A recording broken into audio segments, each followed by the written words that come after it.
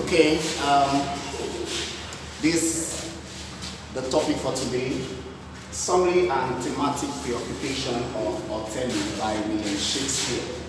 Of course, William Shakespeare is like a grandfather to every writer and author. In fact, he is described as the medieval period best writer of all times. And of course, even till date, you discover that most of his work, a vast, measurement of his work, actually still pervades the century in which we live till date.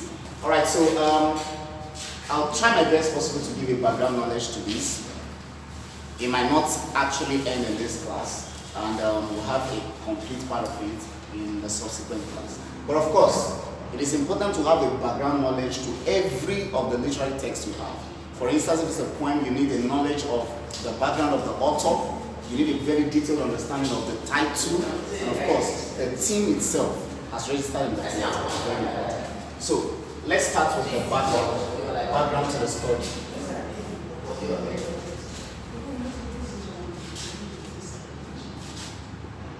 Background to the story. Okay. Set in Venice. Venice is a city in Italy. Okay? Now, around the year 1553, where this place is set, Venice was a city that is prosperous in commerce, artistry, and agriculture. Okay, and agriculture. To be candid, Venice at that point in time did not have a standing army. A standing army. When you say an army is a standing army, we're talking about an army that is ready to fight any day, anytime. Okay? Now, this same period was the era we call the era of the warriors. Okay? If you have ever read any legend, like the legend of Hercules, I think it's spelled this way, the legend of Pythagoras, okay, Archimedes, etc. Men who fought battles with their intellectual prowess, okay, and those who fought with their strength.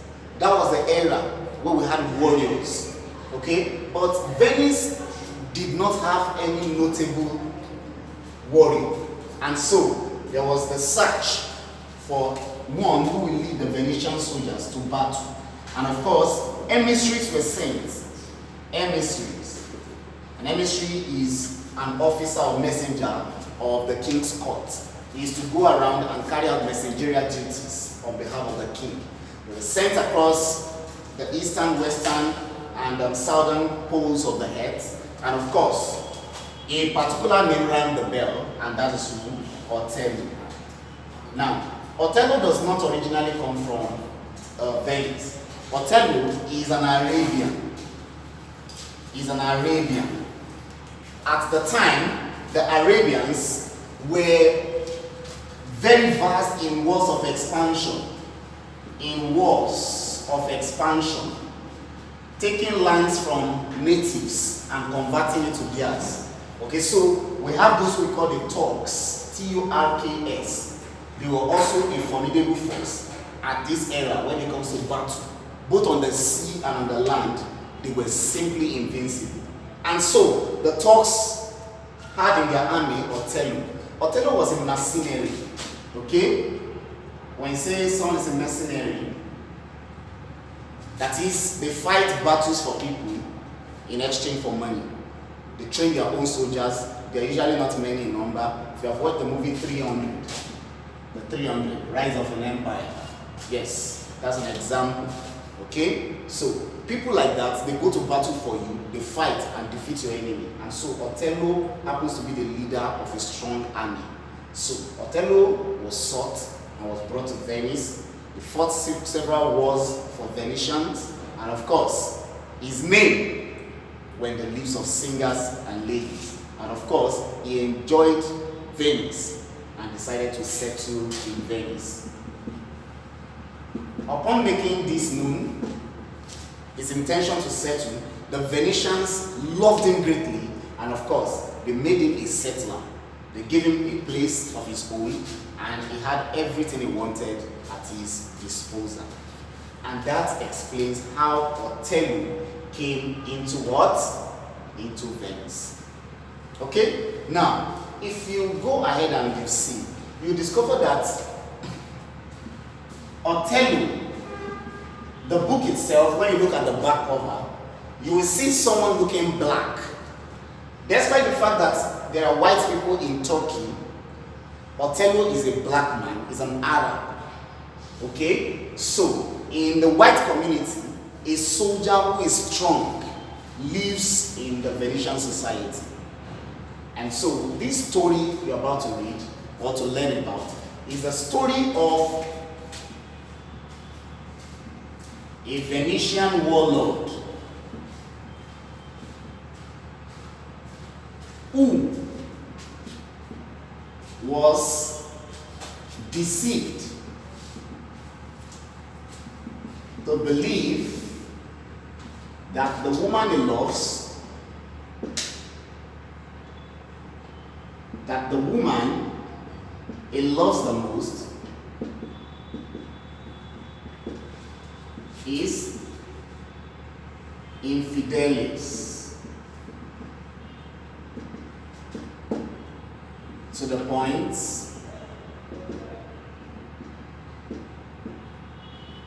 that he smothers her, that is strangled or kills by hand. Okay, so just get that at the back of your mind that Othello was not originally, or is not originally from Venice. He is a very strong warrior who fights in battles, and of course the Venetians need a strong leader into battle.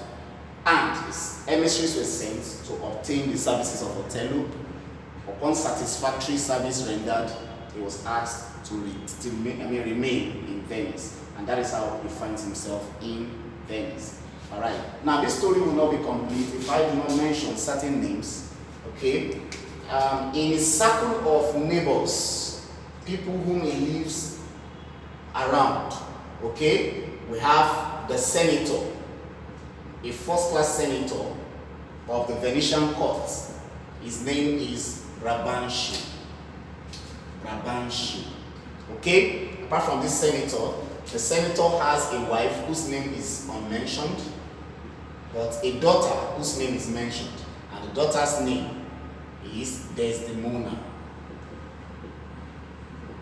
Desdemona. Right names starting with capital letter. Okay, now having mentioned that, we'll talk about Lodovico. Lodovico is an in-law to Othello. Okay? We also have Graciano.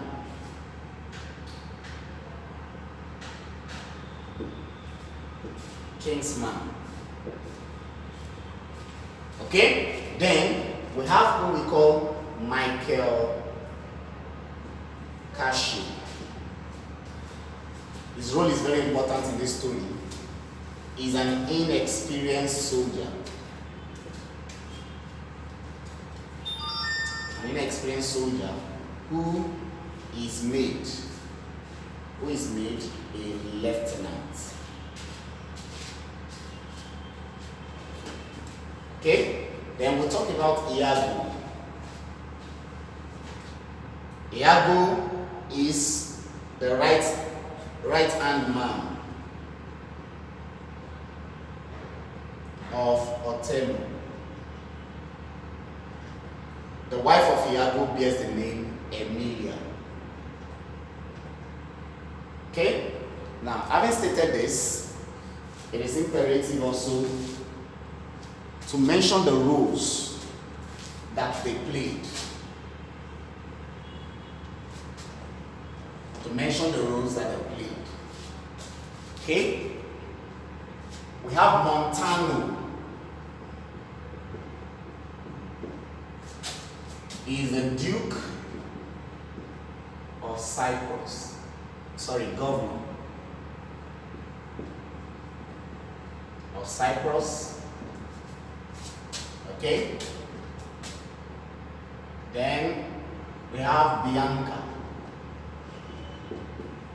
Michael Cashew's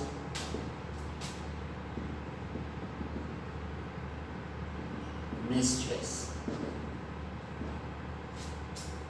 Okay? Then who's left out? The Duke of Venice.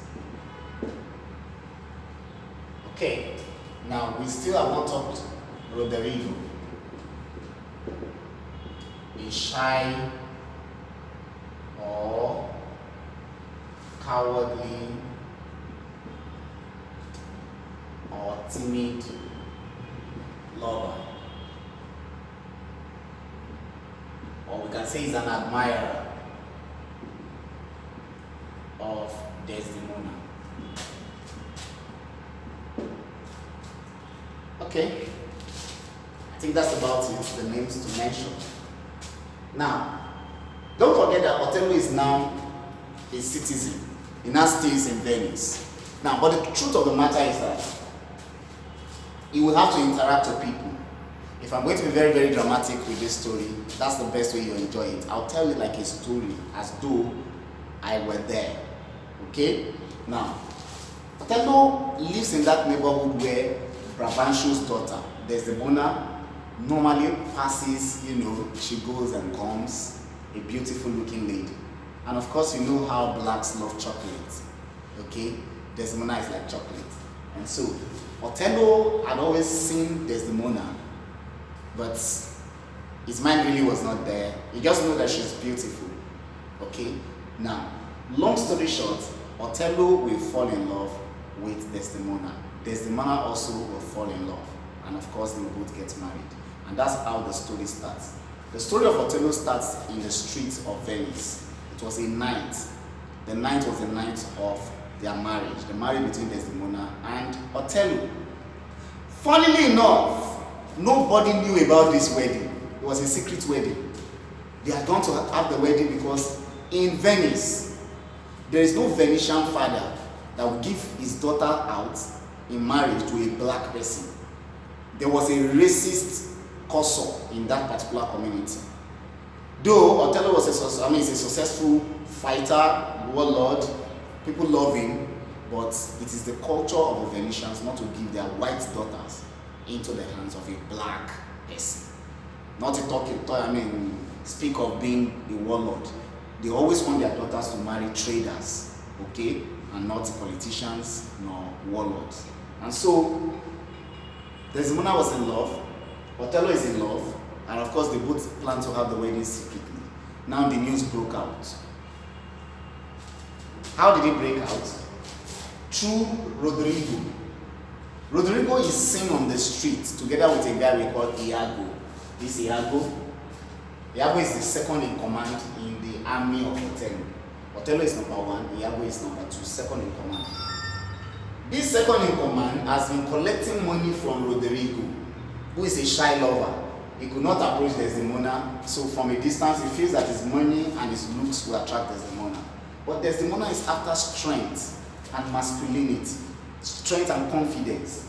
Okay? So, Roderigo will give Iago money to help him talk to Desdemona, since Desdemona is always coming to see Othello. Okay? So that we use the opportunity to talk to her. Unfortunately, this guy was the first guy to start Yahoo. The Yahoo, is the first guy who started it. He will take the money and he will do nothing. He will only come back and give Roderigo format. Okay? That the girl is still thinking about it. Do you know that when the news broke out, Roderigo found out, and so he called Iago. That have I not been giving you money all this while to help me woo Desdemona? Iago says yes. He says, how come is it that Iago, you do not know that Othello is getting married to Desdemona? Iago is confused. How can it be possible that Othello is marrying Desdemona? And then he said, as we speak this moment, they are married. And then he makes an attempt to collect all the money he had given to Iago. And Iago says, don't worry, there is no need to collect the money. I can still help you get this beautiful lady and she'll still be yours. And as a result, he seeks to know how this will be done. And essentially, Iago promises that for that wedding to have been done in secret, that he knows verily that Brabantio, the father of Desdemona, is not aware. Otherwise, the wedding would not even happen in the first place, because the man cannot give his daughter to a black man. And so, they plan to rush down to the house of Brabantio that same night. The wedding was going on it's going on somewhere else. Brabantio is in his house sleeping. He didn't know that his daughter is not at home. She's getting married secretly. So their plan is to rush down to the father to tell the father that their daughter is marrying someone secretly so that the wedding can be scattered, so that he will now be able to get Desdemona for Rodrigo. And so they pushed on to go for that plan. But on the way, while they were going, Iago did not want or does not want Othello to see him with Brabantio. He doesn't want them to believe that he was the one who is leading the court. So he excused himself from them so that he can quickly go and see Othello. Now, Othello was in his house resting when Ludovico came around. Ludovico says that Othello's attention is needed, that the Council of Senators wants him to come and attend to an issue at hand. And the issue is that the Turkish ship is going to attack Cyprus. Okay? It's going to attack Cyprus. Let me draw a little diagram here. Let's assume that this is Venice. This is the sea. Over seas and over lands, in the wild, great and loving, strong, an African world.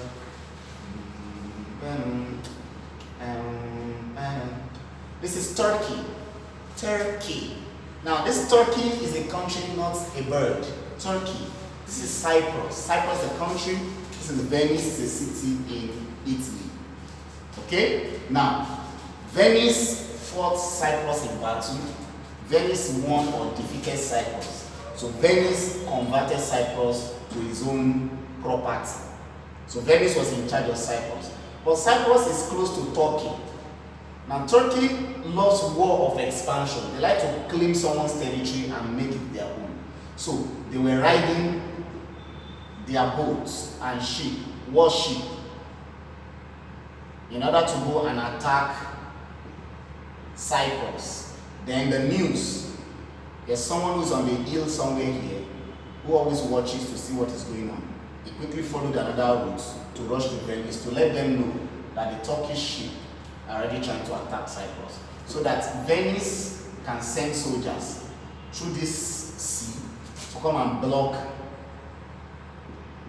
the Turks around this place before they get to Cyprus. Okay, so Ludovico comes into the room where Othello is resting with his new bride, Desdemona, and then informs him that the Council of Senators need his attention. He runs to them only to discover that the Turkish ship are trying to attack where? Cyprus. Brabantio is still on his journey. He gets to the house of Othello and finds him not. And then he's told that Othello has gone to the council to have a conversation.